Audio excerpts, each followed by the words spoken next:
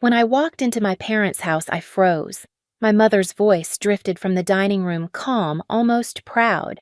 My sister's kids eat first, and Selena's boys can wait for the crumbs. My sibling laughed. My father didn't even look up.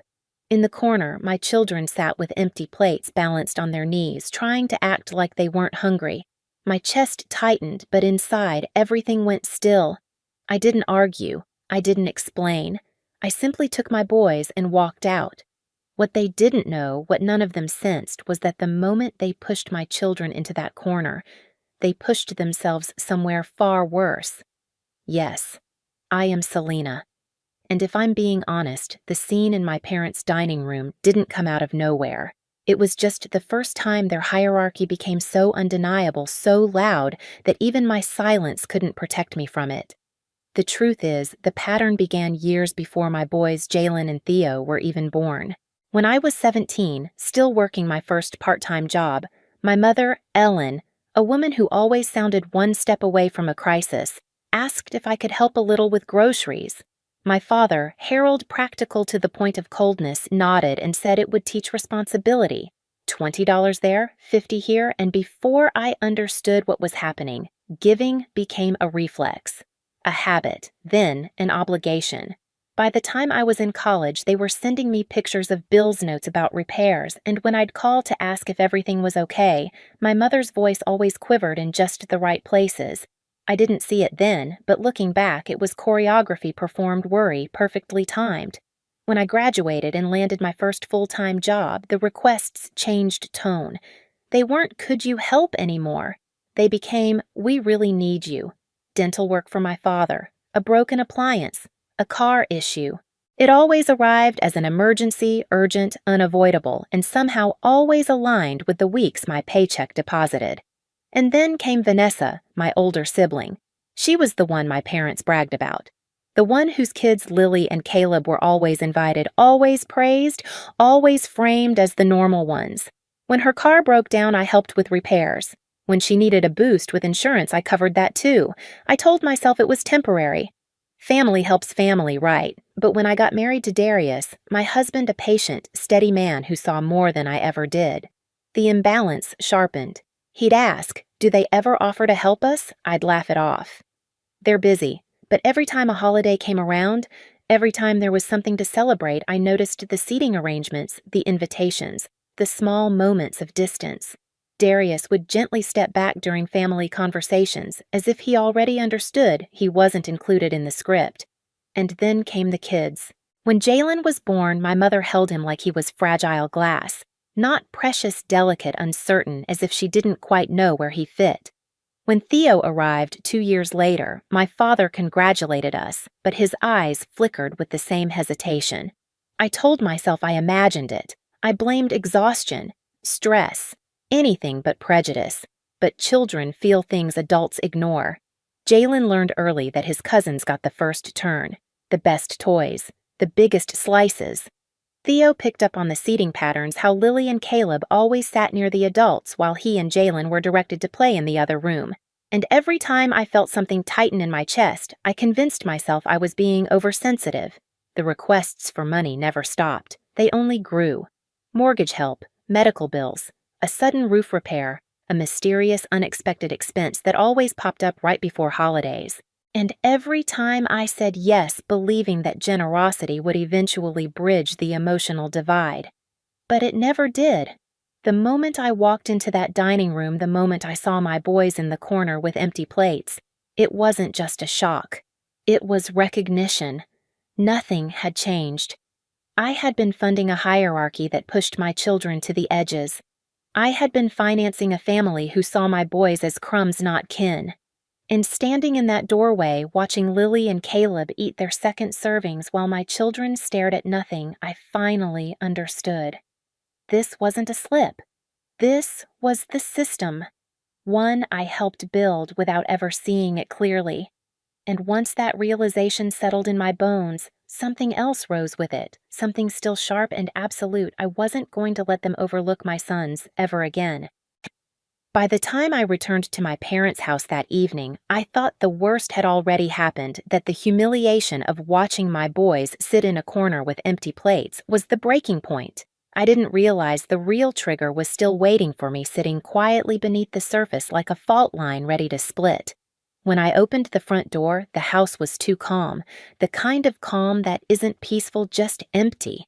I stepped into the hallway, and that's when I heard it again. My mother, Ellen, the woman who raised me on phrases like family first, was speaking with the same tone she used when justifying anything she didn't want to question. "My sister's kids eat first," she said, "and Selena's boys can wait for the crumbs. It's only practical." My sibling Vanessa, the one who'd always assumed her children belonged at the center of every family moment, gave a small laugh. "It's better they get used to it now," she added. "They were born to live off what's left." And then my father, Harold steady logical, never emotional, closed the circle. "They need to learn their place. That's just how things are." I moved before they even realized I was standing just beyond the doorway. In the dining room's warm light, I could see everything clearly. Lily and Caleb finishing their second servings of pasta, sitting comfortably at the table, while Jalen and Theo, my boys, hovered by the doorway as if waiting for permission to exist. Jalen met my eyes for half a second, and in that look I felt something fracture. He wasn't confused anymore, he understood. He understood exactly where the adults in this house had placed him. That was the moment. Not the crumbs, not the empty plates, not the laughter.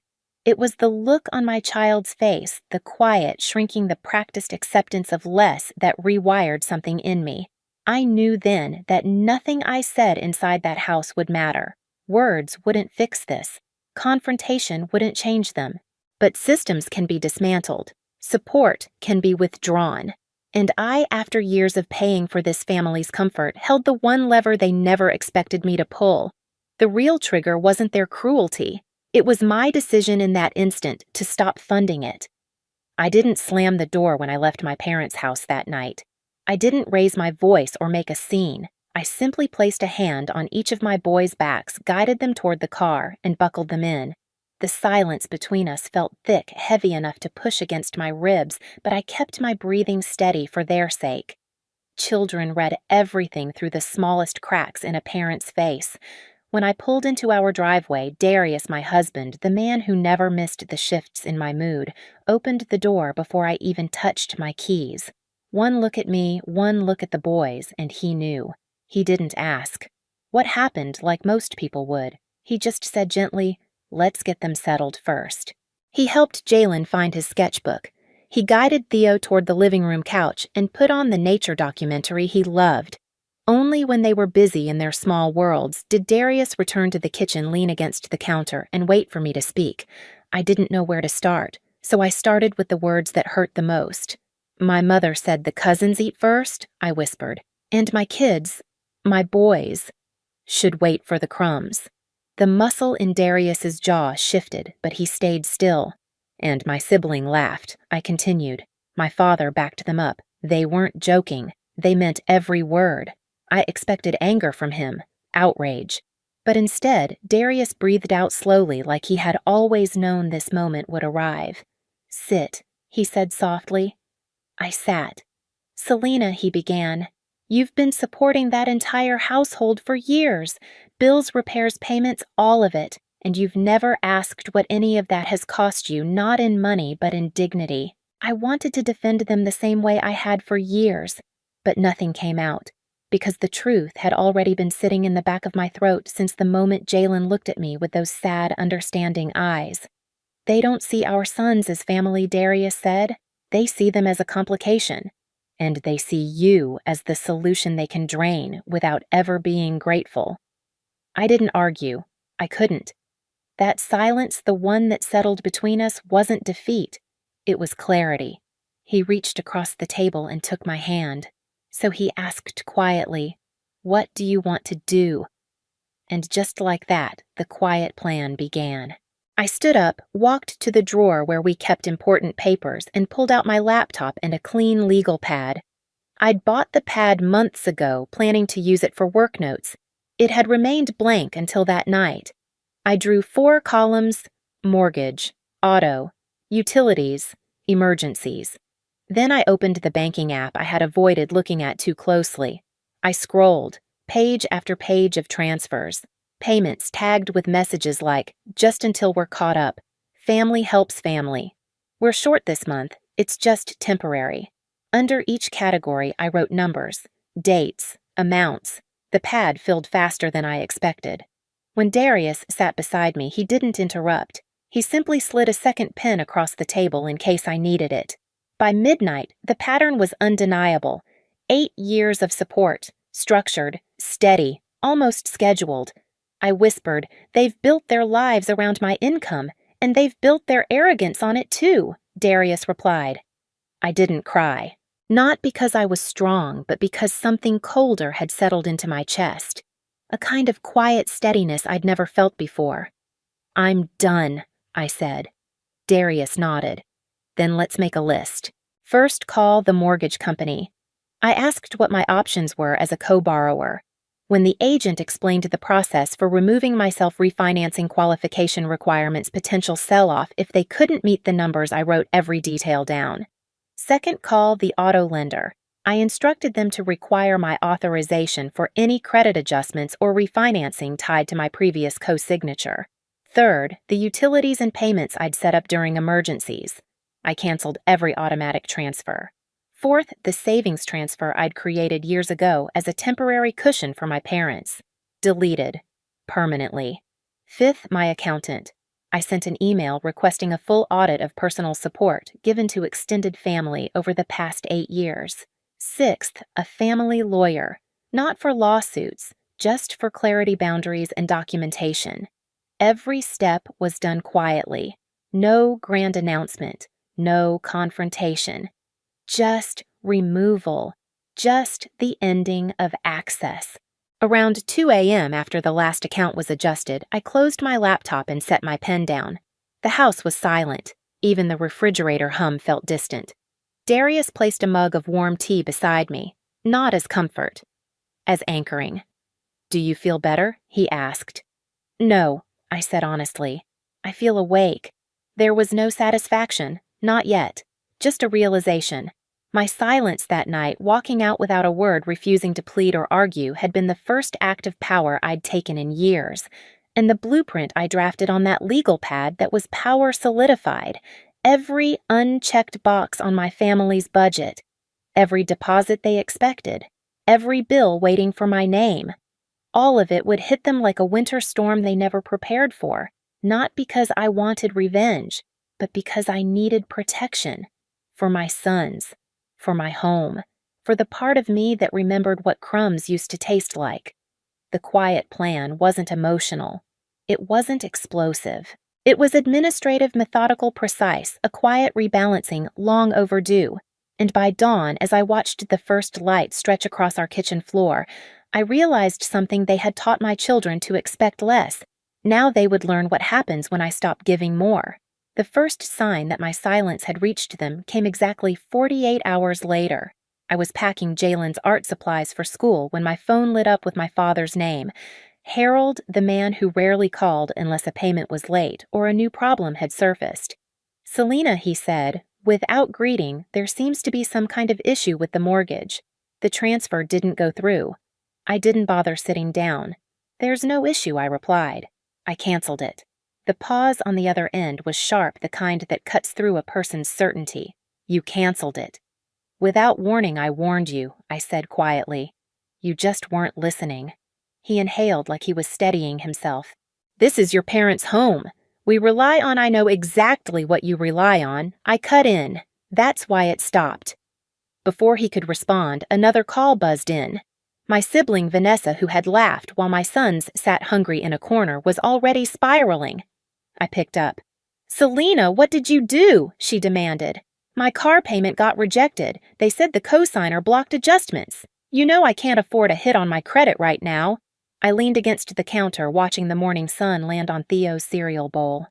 "You'll have to manage," I said. "The way you expect my sons to manage with whatever scraps they're given." That was a misunderstanding. You said I reminded her that my boys were born to live off what's left. Those were your words. Silence, not guilt, just the sound of someone recalculating their losses. Before she could recover my mother, Ellen, the architect of emotional leverage, called through FaceTime. I let it ring twice before answering. Her face appeared tight with panic. "Sweetheart," she began shakily, "your father and I need to talk to you. The bills. Things are piling up faster than we expected. We're in a difficult situation." "Are you?" I said calmly. "You know we depend on that support. It isn't fair to punish us like this." "Punish." The word hung there. "You punished my sons," I said, right in front of me. "That was different," she insisted. "We were being realistic about how the world works." "No," I said. "You were being realistic about how much you thought you could get away with because you assumed I'd always pay." Her expression cracked first confusion, then fear. "Selena, please. We could lose the house. And my children," I said softly, "could have lost their sense of worth if I stayed silent." She flinched. I didn't raise my voice. I didn't threaten. I didn't bargain. I simply laid out the truth in the same steady tone they'd used while ranking grandchildren by normalcy. "The mortgage help won't return," I said. "The automatic transfers are gone. The cushion fund is gone. The co-signing access is locked. From now on, you live on your income like every other adult." "Selena," she whispered, "you can't do this to us." "I'm not doing anything to you," I replied. "I'm stopping what you were doing to my children." Another silence, this one raw, unshielded.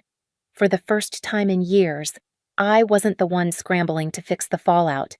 They were.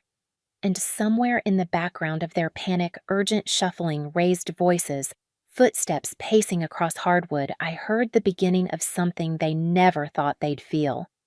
Desperation. The same desperation my sons felt sitting in a corner with empty plates. Only this time, the emptiness wasn't on my children's laps. It was in my parents' bank accounts, in their plans, in the security they believed I owed them. Their hierarchy collapsed exactly where it was built on the foundation of my silence. And now, that silence was gone. In the weeks that followed, the fallout settled into place with a quietness that felt almost surreal. There were no dramatic confrontations, no midnight arrivals at my door, no scenes worthy of a family intervention. Instead, everything unfolded the way truth usually does, slow, steady, and impossible to outrun. My parents, Ellen and Harold, who once lived in a house too large for their real needs, moved into a modest apartment on the other side of town. My sibling Vanessa, who used to speak casually about comfort levels and normal-looking families, picked up extra shifts to cover the payments she'd once assumed I'd manage. But in my own home, the air felt lighter. Jalen, my thoughtful 8-year-old, started taking the main seat at our dinner table, the one he used to avoid because that's where guests sit. Theo, always energetic, began talking more, asking questions, telling stories, laughing louder than he ever had at my parents' house. One evening, as I washed dishes after dinner, I watched them through the kitchen doorway. They weren't waiting for permission. They weren't checking adults' faces to see if they were allowed to take seconds. They simply existed, comfortable, visible, whole. Darius stood beside me drying plates. "You seem quieter," he said. "I'm not quiet," I answered. "I'm settled." He nodded understanding without needing explanation. The quiet wasn't emptiness anymore. It was space. Space to think. Space to breathe. Space for my children to know that their worth wasn't measured by someone else's hierarchy. I didn't feel triumphant. I didn't feel vengeful. I felt aligned with myself, with my boys, with the boundaries I should have drawn years ago. What they lost was comfort. What I gained was clarity. And for the first time in a long time, that balance finally felt right. In the end, it wasn't the money I took back that changed everything. It was the space I reclaimed. The day my parents taught my sons they were meant for crumbs was the day I stopped feeding a system that starved them. Some boundaries break families. Mine simply revealed the truth. My boys don't sit in corners anymore. And I will never apologize for choosing their worth over anyone's comfort, not even my own parents. If this story resonates with you, stay with us. Like, subscribe, and share your own boundary-setting moment below. Your voice might be the spark someone else needs.